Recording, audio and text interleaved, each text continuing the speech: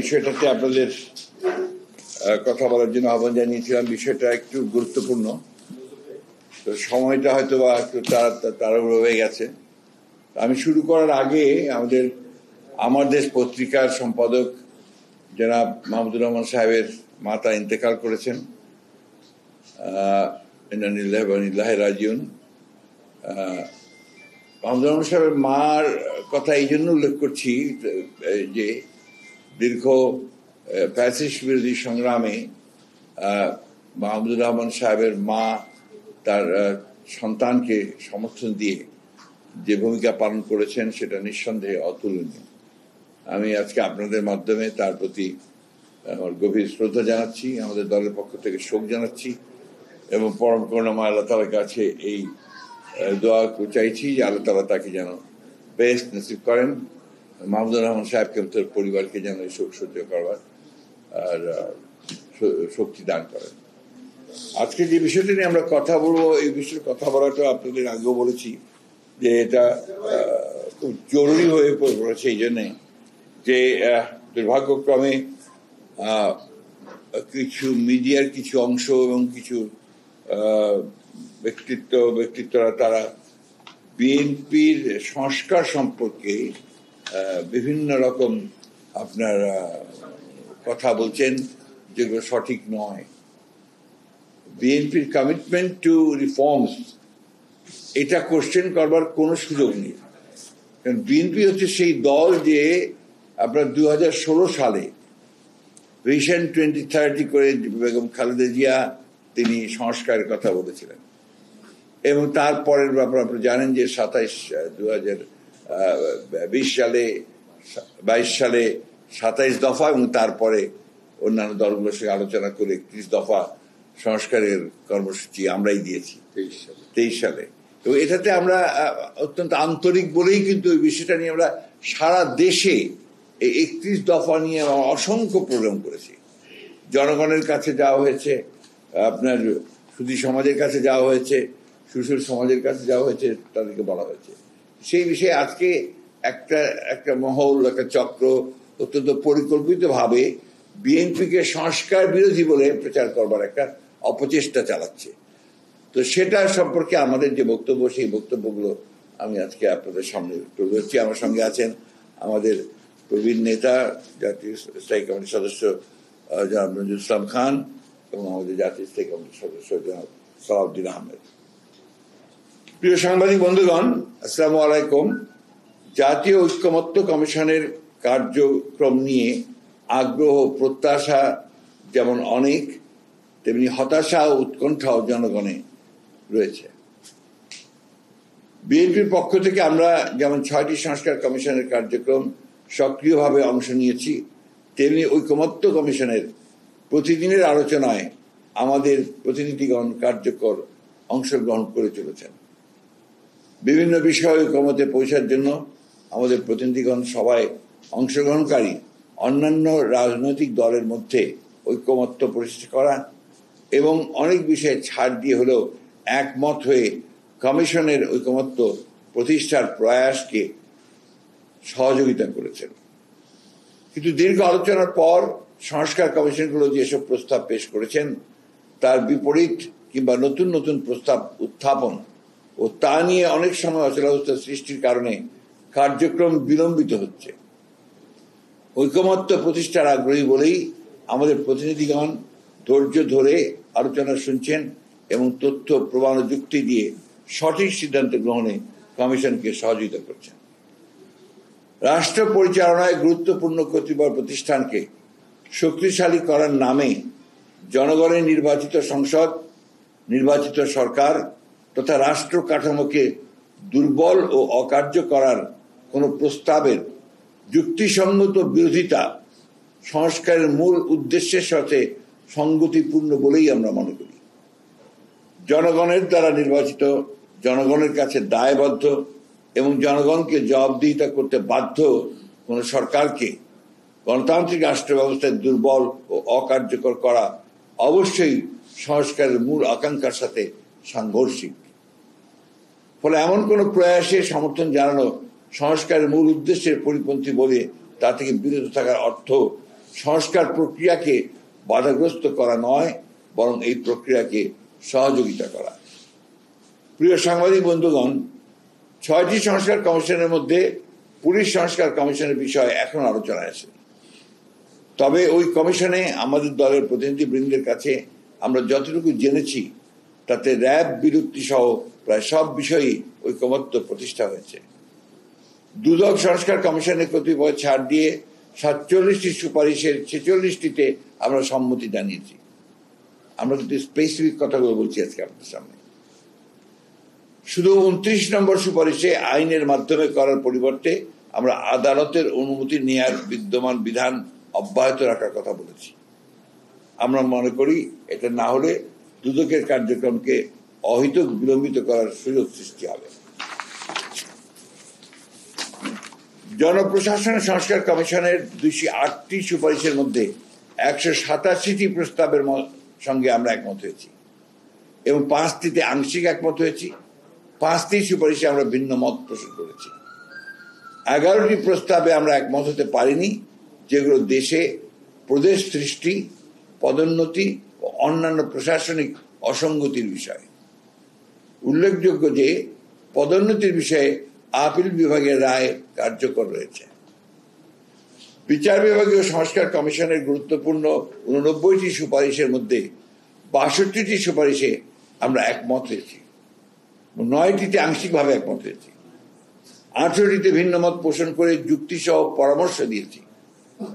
উল্লেখযোগ্য যে বিচার বিভাগের স্বাধীনতা বিষয়ক সকল প্রস্তাবে আমরা একমত হয়েছি। প্লিজ, তবে এর কিছু বিষয়ে নির্বাচিত সংসদে আইন প্রণয়ন কিংবা ইতিমধ্যে কোনো অধ্যাদেশ হলে তা সংসদে র্যাটিফাই ও সাংবিধানিক সংশোধনীর প্রয়োজন হবে। নির্বাচনী ব্যবস্থা বিষয়ক সংস্কার কমিশনের 243টি সুপারিশের মধ্যে 141টিতে আমরা একমত হয়েছি এবং 14টিতে আংশিকভাবে একমত হয়েছি। 64টিতে আমরা ভিন্ন মত সহ একমত হয়েছি।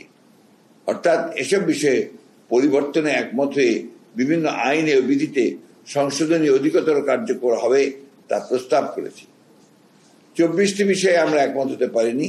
উল্লেখযোগ্য যে নির্বাচনী ব্যবস্থা সংক্রান্ত 12টি আইন ও 6টি নীতিমালা আছে। এই বিষয়ে রাষ্ট্রীয় সংবিধানেও নির্দিষ্ট বিধান আছে। এসব প্রস্তাবের বেশ কয়েকটি বাস্তবায়নযোগ্য নয় এবং কয়েকটি নির্বাচন কমিশনের স্বাধীনভাবে দায়িত্ব পালনে স্পষ্টতই বাধা সৃষ্টি করে, তাদের সাংবিধানিক স্বাধীনতা ক্ষুণ্ণ করবে।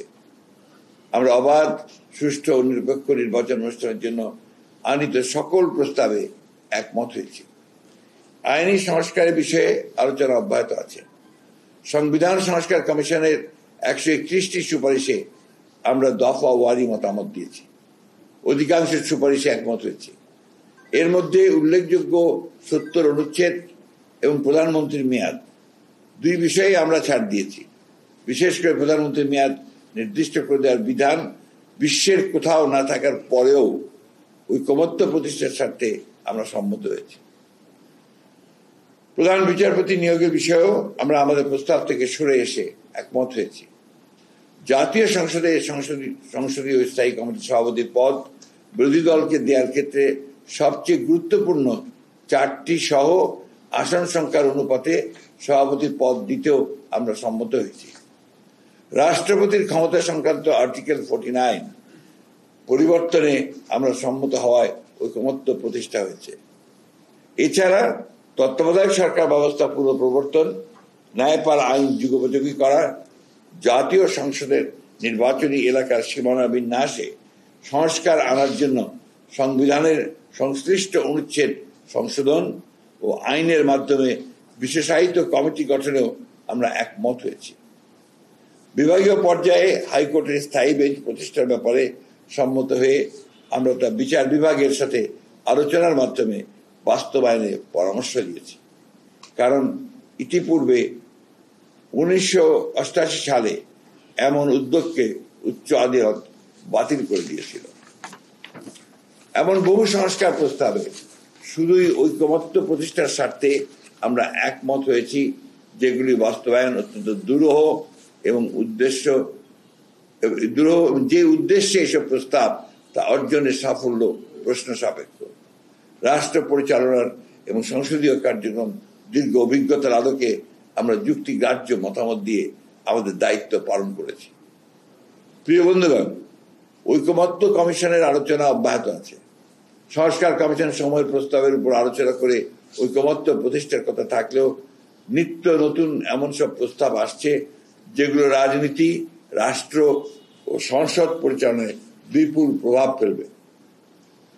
এসব প্রভাব ইতিবাচক হলে অবশ্যই এটা জনগণের কাছে গ্রহণযোগ্য হবে, কিন্তু রাষ্ট্রের মালিক জনগণকে সম্পৃক্ত না করে তাদের প্রতিনিধিত্ব কিংবা প্রত্যাশার ক্ষেত্রে বড় কোনো পরিবর্তন করার অধিকার কোনো ব্যক্তি, দল কিংবা কমিশনের আছে কিনা তা বিবেচনায় নিতে হবে। এই বিষয়ে স্পষ্ট কোনো প্রস্তাব নিয়ে আলোচনা শুরু হয়নি বলে আমরা মন্তব্য করা থেকে বিরত থাকছি। দীর্ঘ প্রায় 1.5 যুগ স্বৈরাচারের বিরুদ্ধে লড়াই করে বিএনপি শুধু টিকে থাকেনি, বরং অধিকতর শক্তিশালী ও জনপ্রিয় হয়েছে। শত শহীদের রক্তে, গুম খুনের শিকার সহকর্মীদের আত্মত্যাগে, আরো লাখো নেতা কর্মীর অবর্ণনীয় দুঃখ শোকে বিএনপির ঐক্য আরো দৃঢ় হয়েছে। এই ঐক্যবদ্ধ শক্তি ও সমর্থকে নিয়ে দীর্ঘদিন রাষ্ট্র পরিচালনার অভিজ্ঞতা নিয়ে বিএনপি দেশে আবারও গণতন্ত্র পুনঃপ্রতিষ্ঠায় ইতিহাস অর্পিত দায়িত্ব পালনে দৃঢ় প্রতিজ্ঞ। স্বৈরাচার ও ফ্যাসিবাদের পুনরুত্থান রোধে আমরাই সবচেয়ে সক্রিয়। ব্যক্তি কিংবা প্রতিষ্ঠানকে অধিক ক্ষমতা দিলে যেমন ফ্যাসিবাদ কায়েম হয়, ঠিক তেমনি নির্বাচিত সরকার এবং সংসদকে ক্ষমতাহীন করলে রাষ্ট্র দুর্বল, ভঙ্গুর ও অকার্যকর হয়। আমরা যেন দলীয় স্বার্থের ঊর্ধ্বে থেকে হাজারো শহীদের রক্তে অর্জিত পরিবর্তনের সুযোগকে গঠনমূলকভাবে কাজে লাগাই এবং মহান স্বাধীনতা যুদ্ধ, 90 ছাত্র গণ অভ্যুত্থান এবং 2024 জুলাই আগস্টের ছাত্র শ্রমিক জনতার গণ অভ্যুত্থানের আকাঙ্ক্ষা ধারণ করে একটি বৈষম্যহীন, মানবিক ও সমৃদ্ধ বাংলাদেশ গড়ার দায়িত্ব পালনে ব্যর্থ না হই। আপনাদের সবাইকে অসংখ্য ধন্যবাদ। আল্লাহ হাফেজ। বাংলাদেশ জিন্দাবাদ। মাননীয় মহাসচিব, ঐকমত্য কমিশনের সহ সভাপতি ডক্টর আলী রিয়াজ তিনি অভিযোগ করেছেন যে পরিমাণ সহযোগিতা পাওয়ার কথা রাজনৈতিক দলগুলো থেকে জুলাই সনদ তৈরির ক্ষেত্রে সেই ধরনের সহযোগিতা পাচ্ছে না। সেক্ষেত্রে জুলাই সনদ তৈরিতে সংখ্যা তৈরি হয়েছে। এই বিষয়টি কি? জুলাই সনদের ব্যাপারে আমরা অনেক আগেই আমাদের প্রথম যে প্রস্তাব ছিল তাদের, সেই প্রস্তাবে আমরা আমাদের মতামতগুলো আমরা দিয়ে দিয়েছি বহু আগে। এটা প্রায় পরে বলছি, এটা আমরা দিয়ে দিয়েছি। ঘোষণাপত্রের ব্যাপার ছিল, সনদ ছিল না।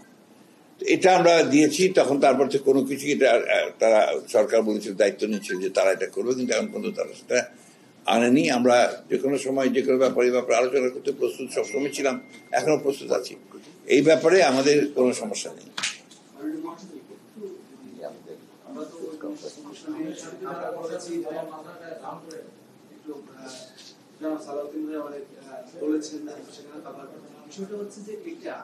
ঐকমত্য কমিশন যতটা বলছে, আমরা সংবাদ সম্মেলন যখন হয় ঐকমত্য কমিশন, তখন দেখি যে বিএনপি ছাড়া বাকি দলগুলো সবকিছু আপনাদের উপর চাপ।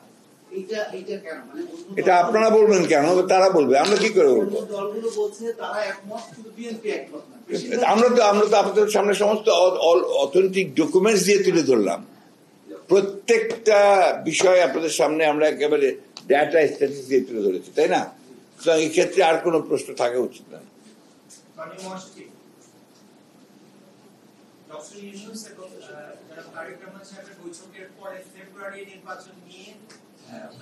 জনগণের মধ্যে একটা প্রত্যাশা, নির্বাচন নিয়ে একটা পয়সা ছিল, টাইম ফ্রেমটা সেটা কেটে গিয়েছিল বলে আমাদের কাছে বা অনেকের কাছে মনে হয়েছিল, দেশবাসীর কাছে। কিন্তু অন্যান্য রাজনৈতিক দলগুলোর পক্ষ থেকে যেভাবে বলা হচ্ছে, নতুন রাজনৈতিক দল সহ অন্যান্য রাজনৈতিক দল থেকে, যে সংস্কার এবং জুলাই সনদ এগুলোর বাস্তবায়ন ছাড়া আসলে নির্বাচন হতে পারে না, নির্বাচন নিয়ে। তো এই ফেব্রুয়ারি নির্বাচন নিয়ে যখন মানুষের মধ্যে একটা প্রত্যাশা সৃষ্টি হয়েছিল, তখন আবার এই সংস্কার ইস্যু, জুলাই সনদ নিয়ে যে বার দেওয়া হচ্ছে, এই নির্বাচনটাকে অনিশ্চয়তার মধ্যে ফেলে দেওয়া হচ্ছে, এটা আপনারা সেটা মনে করেন? আমরা তো আপনাদেরকে পরিষ্কার করে বলেছি যে আমরা মনে করি যে জনগণ নির্বাচন চায়, এটা বহুবার বলেছি, এখনো বলছি, এবং আমরা মনে করি যে যেটা আপনার নির্ধারিত হয়েছে, একটা আলোচনা হয়েছে আমাদের ভারপ্রাপ্ত চেয়ারম্যান সাহেব এবং প্রধান উপদেষ্টার মধ্যে ফেব্রুয়ারিতে নির্বাচনের অনুষ্ঠানের, আমরা আশা করি যে সেই লক্ষ্যেই দেশ এগিয়ে যাবে। আমরা দেখেছিলাম যখন প্রধানমন্ত্রী মেয়াদ নিয়ে বিএনপি বলল 10 বছরে তারা রাজি হয়েছে, তখনই ঐক্যমত্য কমিশন বলল যে এনসিসি সিদ্ধান্তের আগে আসলে এই বিষয়ে সিদ্ধান্ত নেওয়া যাবে না। তো এই ধরনের অনেকগুলো বিষয় দেখি, যেরকম বেশ কিছু বিষয় দেখি যে চাপ তৈরি করার এক ধরনের চেষ্টা চলে। যদি একটু আপনারা প্রধানমন্ত্রীর মেয়াদের মানতে রাজি হয়েছে, কোন একটা শর্ত জুড়ে দিয়ে এটাও তাদেরকে একটা বাধ্য করছেন বা এক ধরনের প্রেশারাইজ করছেন। বিষয়টা ওনারা যেভাবে বর্ণনা করেছেন সেটাতে কিছু অস্পষ্টতা আছে। আমরা পরিষ্কার বলেছি দেশে যাতে পুনর্বার কোনো স্বৈরাচারের উৎপত্তি না হয়, উৎপাদন না হয়, ফ্যাসিজমের কোনো উৎপাদনের ব্যবস্থা না থাকে, সেই জন্য পৃথিবীর কোনো দেশে প্রধানমন্ত্রীর মেয়াদ নির্ধারিত থাকার কোনো নজির নাই।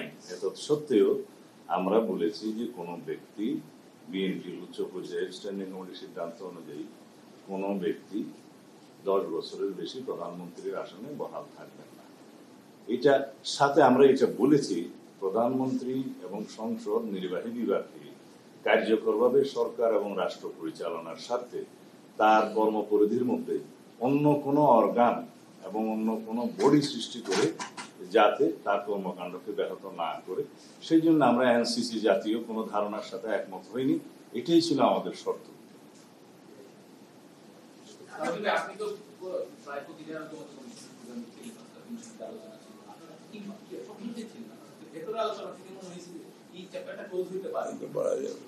আমরা আশা করি আমরা একটা ঐক্যমত পৌঁছাতে পারবো। আলাপ আলোচনা হচ্ছে, তবে এটা দীর্ঘ আলাপ আলোচনা আমাদের কাম্য নয়। এই বিষয়ে আরো অল্প সময়ের মধ্যে সবার সাথে আলোচনা করে মানে খুব গুরুত্বপূর্ণ পয়েন্টগুলোতে, সাংবিধানিক বিষয়গুলোতে ঐক্যমতে আসা যাবে।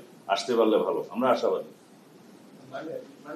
আমরা দেখেছি যে পিআর পদ্ধতি নিয়ে একটি বিতর্ক চলছে এবং এ নিয়ে বলা হচ্ছে যে বিএনপি রাজি নয়, যদি পিআর পদ্ধতিতে না আসা হয় তাহলে নির্বাচনে অনেক দল আসবে না। এ নিয়ে কি আপনারা কি কেউ তাদের কাছ থেকে শুনেছেন যে তারা কেমন পিআর পদ্ধতি চায়? গণতন্ত্র যেমন একটা কনসেপ্ট, কিন্তু পৃথিবীর বিভিন্ন দেশে গণতন্ত্র বিভিন্নভাবে অনুশীলন হয়। আমেরিকায় যেভাবে অনুশীলন হয়, ইংল্যান্ডে তো সেইভাবে হয় না, ফ্রান্সে যেভাবে হয় ভারতে তো সেভাবে হয় না, শ্রীলঙ্কায় যেভাবে হয় বাংলাদেশে তো সেভাবে হয় না। এক এক দেশে এক এক রকম পদ্ধতি আছে গণতন্ত্র কার্যকর করার। তেমনি পিআর হলো একটা কনসেপ্ট, একটা ধারণা। এটা বিভিন্ন দেশে পৃথিবীর বিভিন্নভাবে এটা কার্যকর হয়। এখন যারা পিআর এর কথা বলতেছেন তারা কিভাবে সেই পিআর বাস্তবায়ন হবে এই ব্যাপারে কোনো কথা বলছেন না। তাহলে এ সম্পর্কে একটা অস্পষ্ট ধারণাই থেকে যাচ্ছে। এটা আলোচনার জন্য আলোচনা হচ্ছে। আমরা আরেকটা জিনিস মনে করি যে সেটা হলো যে দেখেন, এই রাষ্ট্র তো জনগণের, সিদ্ধান্ত নেওয়ার মালিক তো জনগণ। আমরা শুধু কিভাবে ভোটটা দিব এই জন্য একটা ইভিএম পদ্ধতি চালু করা হয়েছিল, মনে আছে তো আপনাদের? কত বছর হলো এই ইভিএম পদ্ধতি সম্পর্কে জনগণকে অবহিত করার জন্য অনেক প্রচার প্রচারণা হয়েছে। যারা এই পদ্ধতিটা কার্যকর করবে তাদের অনেক প্রশিক্ষণ হয়েছে। সেই প্রশিক্ষণে যারা গেছে তারা যে ভাতা নিয়েছে এই নিয়ে দুর্নীতির অভিযোগ হয়েছে। আবার তাদের মাধ্যমে সারা দেশে জনগণকেও প্রশিক্ষিত করার চেষ্টা হয়েছে। তারপরও আজ পর্যন্ত ইভিএম পদ্ধতি কিন্তু কার্যকর হয় নাই। শুধু কিভাবে ভোটটা প্রয়োগ করবে সেটা। আর পিআর পদ্ধতি হলো গোটা নির্বাচন ব্যবস্থাকে বদলে দেওয়া। এই নিয়ে জনগণের সঙ্গে কি কোনো মত বিনিময় হয়েছে আপনাদের কারো? এ সম্পর্কে জনগণকে কে কিছু অবহিত করেছে? এমনকি এই নিয়ে আপনাদের মধ্যে সাথে কিংবা সুশীল সমাজ বলেন কিংবা আপনার প্রতিনিধিত্বশীল যেসব প্রতিষ্ঠান বলেন, এমনকি রাজনৈতিক দলগুলির নিজেদের যেসব যে সংগঠন আছে তাদের সঙ্গে এইগুলো আলোচনা হয় নাই। অর্থাৎ এটা অত্যন্ত একটা প্রিলিমিনারি স্টেজে আছে। ফর্মালি এই নিয়ে কোনো আলোচনা এখনো ঐক্যমত্য কমিশনে শুরুই হয় নাই। অথচ এই নিয়ে আমাদের কিছু কিছু সহকর্মী বলছেন এটা করতেই হবে, না করলে ইলেকশনই করা যাবে না ইত্যাদি। এর মানেটা কি? একটু আগে আমাদের মহাসচিব সাহেব বলতেছিলেন যে আমরাই তো বেশি চাই সংস্কার, সবার চেয়ে বেশি চাই না খালি ইতিহাস বলে যে আমরাই করেছি সংস্কার, যুগান্তকারী সংস্কার বাংলাদেশের যা এটা আমরা করেছি। এবং আমরাই, আর ওনারা কেউ যখন সংস্কারের, আমি একটু আগে অনেকদিন আগে বলছিলাম, আপনারা ছাপাইছিলেন যে অনেকেই যখন সংস্কারের দন্তাস্ব উচ্চারণ করে নাই তখন আমরা পূর্ণাঙ্গ সংস্কার প্রস্তাব দিয়েছি। সেই বিএনপিকে অভিযুক্ত করে এই ব্যাপারে একদম খুবই অন্যায়। এটা মানে রাজনৈতিক উদ্দেশ্যটা ভালো না এতে। কিন্তু আমরা তো রাজনীতি করি, আমরা সমালোচনার মুখোমুখি হতে রাজি আছি। কিন্তু রাষ্ট্র এবং এই যে লাখো শহীদ মুক্তিযুদ্ধের এবং হাজারো শহীদ বিভিন্ন আন্দোলনে, বিশেষ করে 24-এর গণঅভ্যুত্থানে, তাদের আকাঙ্ক্ষার সঙ্গে সঙ্গতিপূর্ণ হতে হবে রাজনৈতিক দলের কার্যক্রম। আপনার যে কোনো একটা সিস্টেম ইন্ট্রোডিউস করতে হলে জনগণের সম্মতি নিতে হবে। এই ব্যাপারে আমি স্পষ্ট বলতেছি না যে আর কি আলোচনা আসলে পরে আমাদের প্রস্তাব কি হবে, কিন্তু আমরা যেটা মনে করি আর কি সেটা হলো যে খুব চিন্তা ভাবনা করে বড় সিদ্ধান্ত পরিবর্তন করতে হয়। এটা কোনো মানে বিশেষ কোনো দলের সুবিধা হবে এরকম সিস্টেমে সে কারণে করতে হবে, এটা কোনো এটা হয় না। চেষ্টা করতে হবে যেটা জনগণের যেটা সুবিধা হবে সেটা আর কি। আপনি যেটা প্রস্তাব করতেছে তারা একটা সিম্পল কথা আর কি, যে যারা ভোট দিবে তারা কেউ জানবে না যে তার প্রতিনিধি কে হবে। হয় এটা, কিন্তু তারপরেও বিষয় যখন আসবে আমরা আলোচনা করব। আমাদের আলোচনা করতে কোনো বাধা নাই এবং আমাদের প্রতিনিধিরা সারা দিন ধরে আলোচনা থাকতেছেন। তারা একা বলতেছেন আর আরো 20 জন 30 জন অন্যরা বক্তব্য রাখতেছেন, শুনতেছেন তারা আর কি। এই মিটিং এর প্রধান অতিথি হওয়ার মতো আর কি, মানে সবার শেষে এসে দুই কথা বলার সুযোগ। যাই হোক, আমি বলি যেটা সেটা হলো যে সংস্কার করে যারা আমাদের এত মানুষ খুন করেছে, গুম করেছে, এত টাকা লুটপাট করেছে, তাদের বিচার হওয়া, এই সবই আমরা চাই। একটা বছর প্রায় হয়ে গেল, এখনো যে নির্বাচনের যেটা সম্ভাব্য তারিখ চিন্তা করা হয়েছে সেটা এখনো প্রায় 7 মাস দেরি আছে। কাজে আমরা বিশ্বাস করি যে বিচারও ব্যাপারেও আমরা দৃশ্যমান অগ্রগতির মধ্যে সম্পন্ন করতে পারি এবং সংস্কারের কাজও আমরা শেষ করতে পারি। জুলাই সনদ আরো আগে করা সম্ভব ছিল। এখন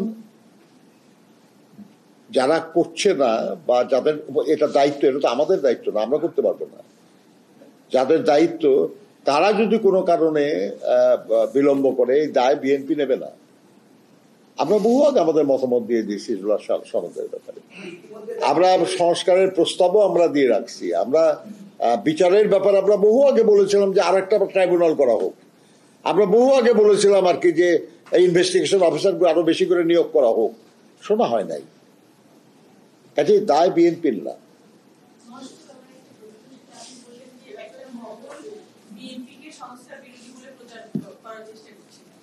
এটাতে কি বিএনপি শঙ্কিত কিনা বা তাদের এই ষড়যন্ত্র মানে যে ষড়যন্ত্রটা হচ্ছে যেটা বললেন যে রাজনৈতিক উদ্দেশ্যটা থাকে না সেটাতে দেশবাসী সাড়া দিচ্ছে দেবে কিনা সেটা নিয়ে বিএনপি শঙ্কিত? প্রশ্নটা হচ্ছে কি যে আপনার কোন উদ্দেশ্যে এটা করা হচ্ছে এটা বোঝা দরকার।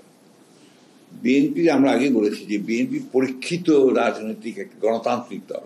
আমি আবার আজকে জোর দিয়ে বলতে চাই, বিএনপি একটি উদারপন্থী গণতান্ত্রিক রাজনৈতিক দল। এখানে কিন্তু আমাদের কোনো মানে রাগ নাই, খুব সোজা কথা। আমরা নির্বাচনের মাধ্যমে আমরা আপনার রাষ্ট্র পরিচালনার দায়িত্বে যেতে চাই, জনগণের ভোটের মাধ্যমে। আমরা কোনো বিপ্লবের মাধ্যমে বা অন্য কোনো কিছুর মাধ্যমে এটার মাধ্যমে আমরা রাষ্ট্র ক্ষমতায় যেতে চাই না। এটা হচ্ছে 1 নম্বর। 2 নম্বর হচ্ছে যে আমাদের উদ্দেশ্য নিয়ে কারো কোনো সন্দেহ থাকার প্রশ্নই উঠতে পারে না, যেটা আমরা বলি। আমরা 15 বছর ধরে লড়াই করছি, সংগ্রাম করছি একটা মাত্র, যে আমরা গণতন্ত্রে ফিরে যেতে চাই। গণতন্ত্র নিয়ে গেছে হাসিনা, ফ্যাসিস্ট সরকার, আমরা সেই জায়গায় ফিরে যেতে চাই। তার প্রাথমিক বিষয়টা হচ্ছে যে আমার ভোটের অধিকার আমি চাই, আমার বাক স্বাধীনতা চাই, আমার বিচারের অধিকার চাই, ন্যায় বিচারের অধিকার চাই, এই বিষয়গুলো, তাই না? সেইখানে তো আমাদের আসলে আপনারাই বলেন কতদিন, কত দুপুর আপনাদের সেই প্রচন্ড রৌদ্রের মধ্যে দাঁড়িয়ে থেকে থেকে আপনারা কাভার করেছেন আমাদের প্রোগ্রামগুলো, আমাদের সেই আপনার সমাবেশগুলো আপনারা কাভার করেছেন রৌদ্রে ভিজে, বৃষ্টিতে ভিজে ভিজে।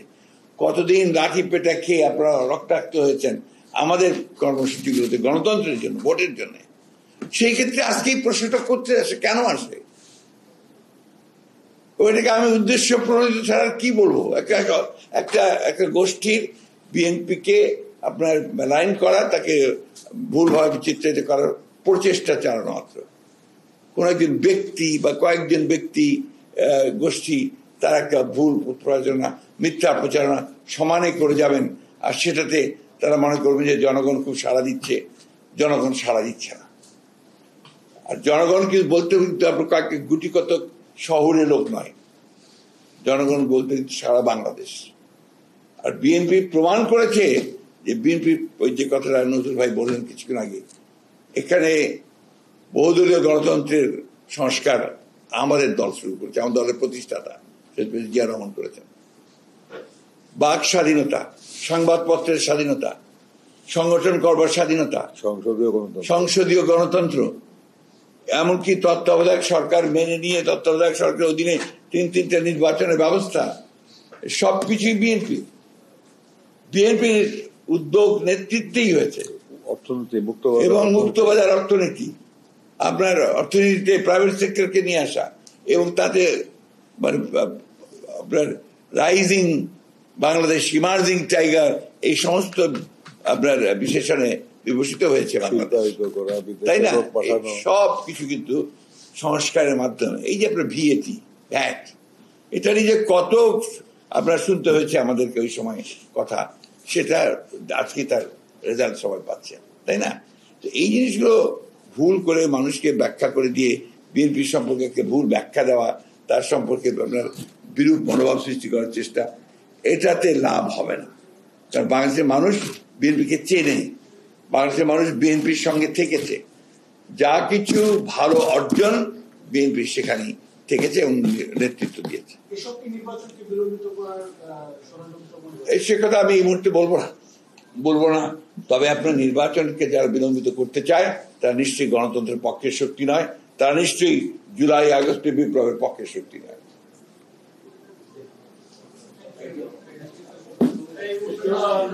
Thank you.